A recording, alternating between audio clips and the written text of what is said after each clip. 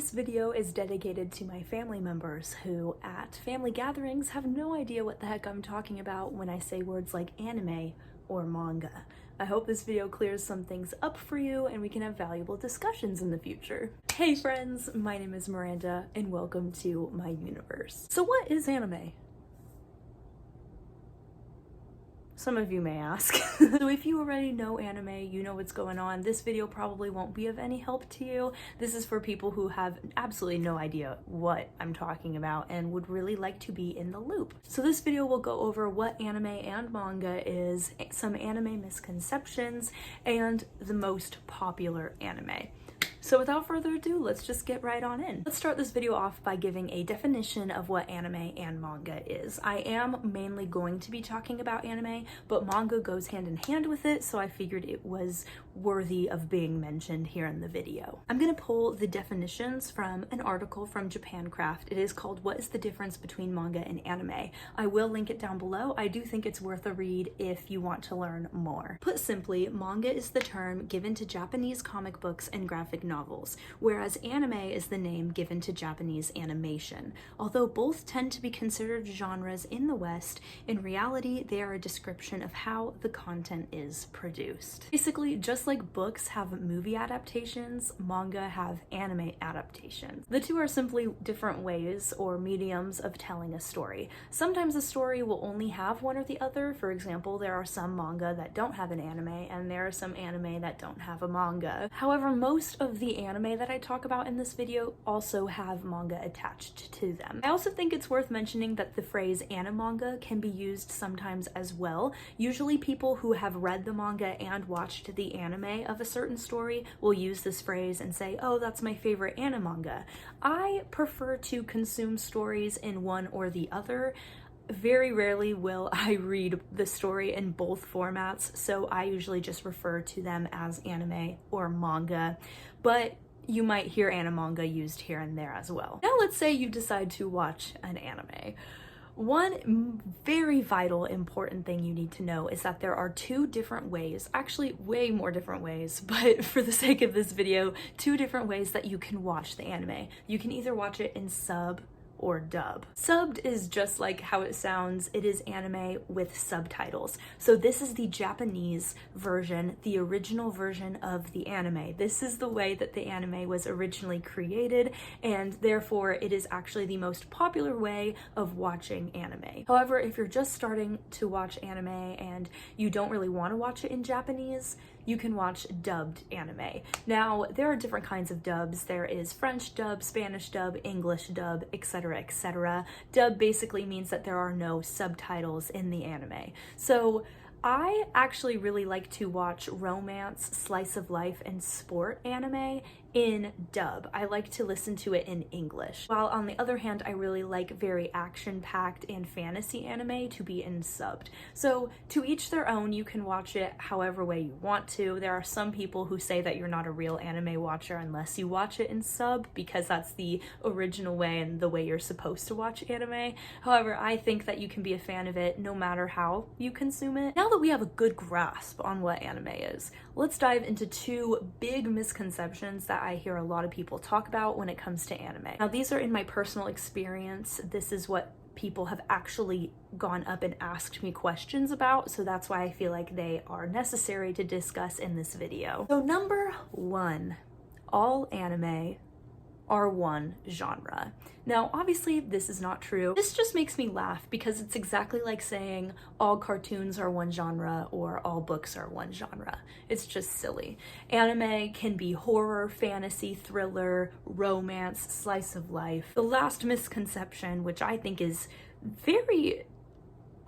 it's very interesting and very misleading, and I've had a lot of people, especially parents, ask me this, and they ask me the question, but isn't anime bad? Now, of course, when they ask this, they mean to ask, isn't anime inappropriate? My response to this question is always along the lines of, No. I understand where the question comes from because anime does have a stigma around it. There is one specific genre of anime that some people talk about, and it definitely is not safe for work. When people hear about how explicit and inappropriate this genre is, some people just automatically assume that all anime is like that, which is definitely not true. There is a lot of anime, actually I think most anime, especially on very popular streaming services like Netflix and Hulu. Everything you find on there is very family friendly. I mean, you can always do your research if you want to, if you're skeptical. That's what I do with anything, whether it is a book, a show, a movie. I always do my research and look up reviews because I never want to be exposing myself to things that I don't want to be exposed to. So no, anime is not inappropriate. It is only certain genres, and I actually do think it depends on your definition of inappropriate as well. A lot of very popular anime are pretty violent. If that is an issue, maybe stray away from those. A lot of slice of life and sport anime are very tame. All right, now that we have covered the misconceptions, let's talk about the most popular anime that a lot of people talk about. So you might hear the phrase the big three being used.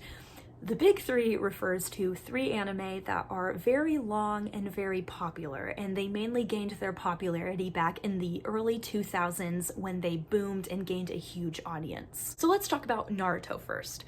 I have watched all of Naruto, and this has a second show, Naruto Shippuden, which I also have watched in its entirety. I love this anime. This anime was originally created for children. The second show does kind of grow up with its audience and become more mature and a little bit darker as the main characters are in their 16 and 17 years of age.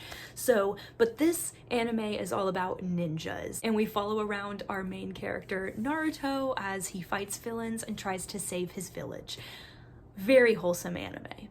I love this anime. This is the one that actually jump-started my personal love for anime. And then we have Bleach. I know very little, in fact, close to nothing about Bleach. All I know is that it's in the 300s episode-wise, and I've heard amazing things. This is a fighting anime. There is a lot of violence in this one, I believe. I could be wrong, correct me if I'm wrong, but I've heard wonderful, great things about it. If you want to hear more, I would probably do my own research if I were you, because I know very little. And then we have One Piece. I am currently watching this. One Piece is over 1,000 episodes long. As of today, it has 1,017 episodes. Yeah, a lot to carry, a lot to get through, but I am loving it so far. As of right now, actually, let me check.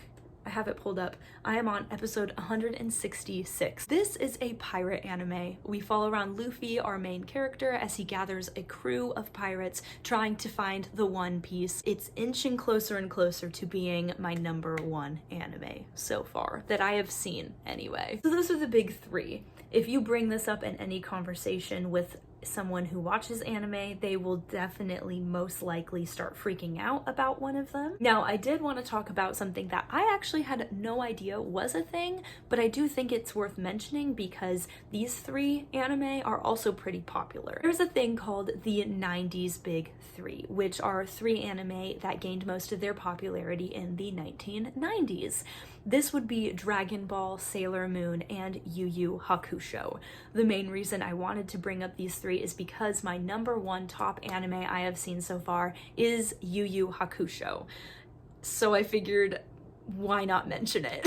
Yu Yu Hakusho follows around our main character Yusuke, who after he dies, he is given a second chance of life if he becomes a spirit detective. So he has this ragtag group of teens, and there is a lot of fighting. I love the characters, just everything. I love the animation as well. It is older animation, so if you're okay with that, I say give it a watch. It's so good. And then we have Dragon Ball, which has multiple series. There is Dragon Ball Super, Dragon Ball Z, normal Dragon Ball. The Dragon Ball franchise is a huge fighting anime franchise. There is basically just a bunch of buffed up dudes trying to fight each other and become the strongest in their galaxies. So yeah, I mean, everyone I know who have watched it really like it and are hardcore fans of it. so it must be pretty good. And then we have Sailor Moon. I also know close to nothing about Sailor Moon, besides that there are a lot of very pretty girls, and each one is named after a different planet. The rest is a mystery to me. Now there are 4 more animes I want to mention, and these will be the last ones. These are the top 4 most popular anime of 2021, which was last year. So the number 1 anime of 2021 that got the most positive reviews and the most watches is Demon Slayer. This is a fantastic anime in this beautiful story, with beautiful animation, might I add. We follow around our main character, Tanjiro. In the first episode, his entire family is attacked by a demon, and all of them die except him and his sister, who is now a demon. The rest of the anime, he goes on this adventure trying to turn his sister Nezuko back into a human while also becoming a demon slayer to try to avenge his family. Very action-packed, very, very good. The second most popular anime of 2021 is Jujutsu Kaisen, another shorter anime. I don't even know how to explain this one. It's like demons, except they are known as curses, and there are people who are trying to break the curses that are haunting these certain buildings or certain people. The third most popular anime of 2021 is Attack on Titan. This one is very gory. I wouldn't call it a horror anime because it's not very scary, but it's definitely a thriller. Attack on Titan is about this world in which people are encased by these walls, and they live in this society that lives in fear of the titans that live outside of the walls, and the titans attack humans and kill them. That is how they survive. They eat humans. So very intense, not for the faint of heart. It is very, very good.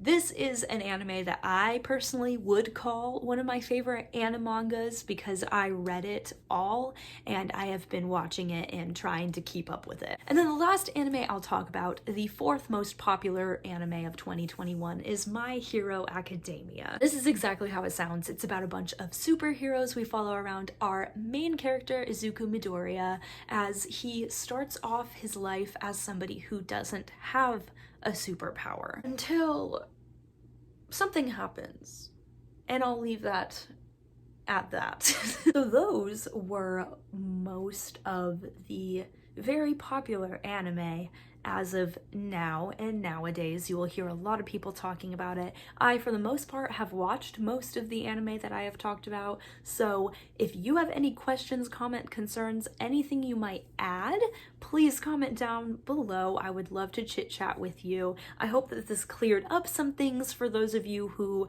had no idea what anime or manga was going into this video. I hope that you have a greater understanding, and maybe I convinced you to give an anime a try. I love you all so much. Please be safe, make good choices, and I'll definitely see you next time. Bye!